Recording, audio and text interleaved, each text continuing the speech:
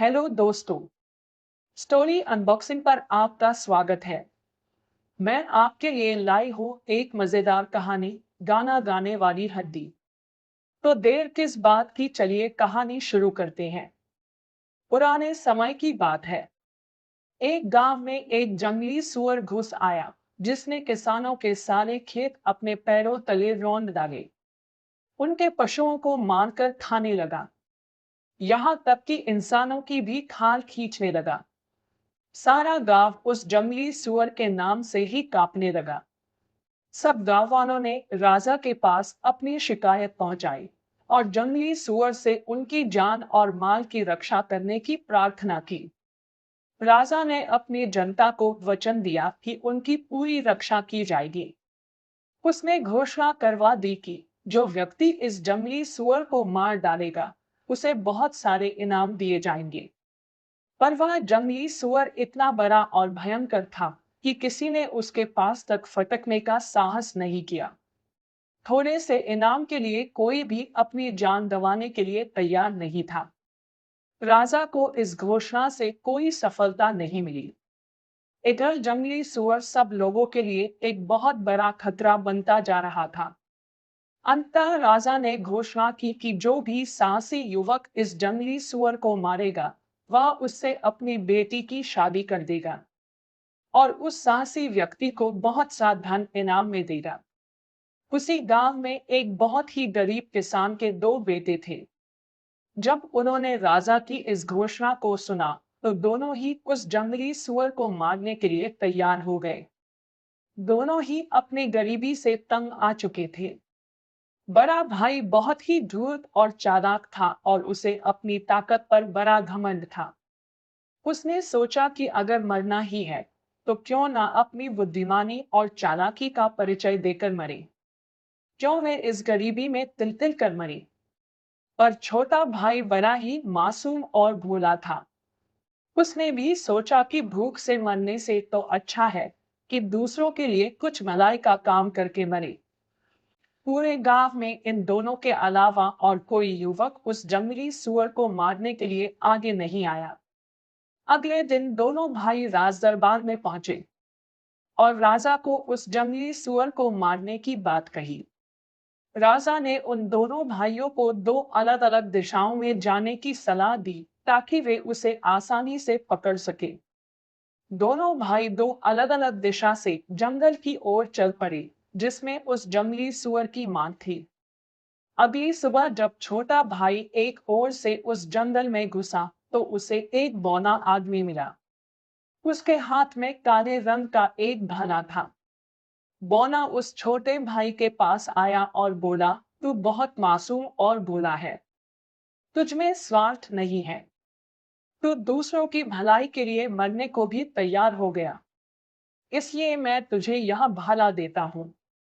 जब वह जंगली सुअर तुझे मारने के लिए तेरी तरफ बढ़ेगा, तो तू ये भाला उसके पेट में घुसा देना।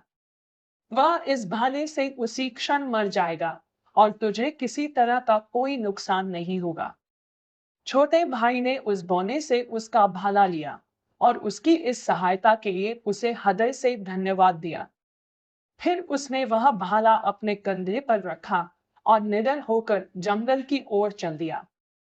काफी दूर चलने पर उसे वह भयंकर जानवर दिखाई पड़ा।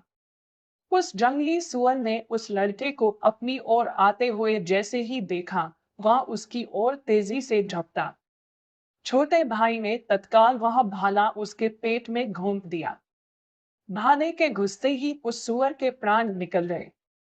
छोटे भाई ने उस बौने को मन ही मन धन्यवाद दिया और उस जंगली सुअर को कंधे पर डालकर घर की ओर चल दिया, क्योंकि उसे राजा के सामने पेश करना था। जब वह जंगल की दूसरी दिशा की ओर पहुंचा, उसने वहां एक घर देखा, जहां पर लोग शराब पीकर नाच रहे थे। और वहीं लोगों की भीड़ में उसने अपने बड़े भाई को भी देखा, जो जंगली सुअर के डर के मारे शराब पीकर अपना साहस बढ़ा रहा था। जब उसने अपने छोटे भाई को मरे हुए सुअर के साथ देखा, तो उसका दिल द्वेष से भर गया।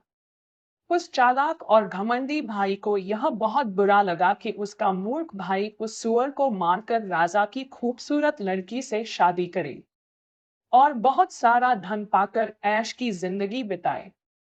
उसने बड़े प्यार से छोटे भाई को अपने पास बुलाया और बोला, मेरे प्यारे भाई, इतनी बहादुरी का काम करके तू बहुत थक गया होगा। आ मेरे साथ यहाँ कुछ देर आराम कर और यह बढ़िया शराब पीकर अपनी थकान मिटा। फिर हम दोनों एक साथ राजा के पास चलेंगे। छोटे भाई को अपने भाई की यह बात अच्छी लगी। उसने सोचा कि उसका भाई सचमुच उसका कितना ख्याल रखता है। उसने अपने बड़े भाई को उस बौने के दिए हुए भाले के बारे में भी बता दिया और यह भी कि किस तरह उसने उस भाले से उस भयंकर जंगली सुअर को बिना किसी परेशानी के मिनटों में ही मार डाला। बड़ा भाई अपने छोटे भाई को देर तक शराब पिलाता रहा। जैसे ही अंधेरा हुआ, उसने अपने छोटे भाई से वह जंगली सुअर लेकर अपने कंधे पर डाला और उसका हाथ पकड़कर अपने साथ ले चला।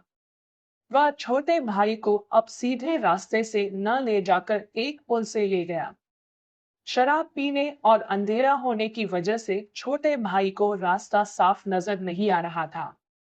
वह बड़े इत्मीनान से अपने बड़े भाई का हाथ पकड़कर चला जा रहा था।